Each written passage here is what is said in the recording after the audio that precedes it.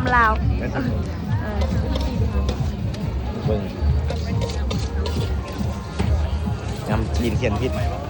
ธรรมดาเอิ้นยำลาวโอเค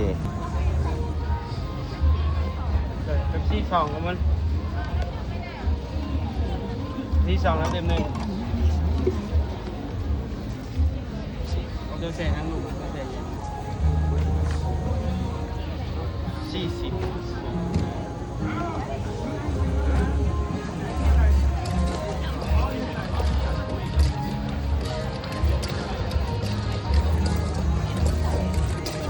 จะได้ดูกัน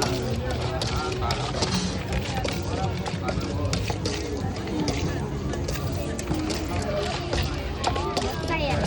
ใส่ จับเลยจับดีๆเด้อ ตกเลย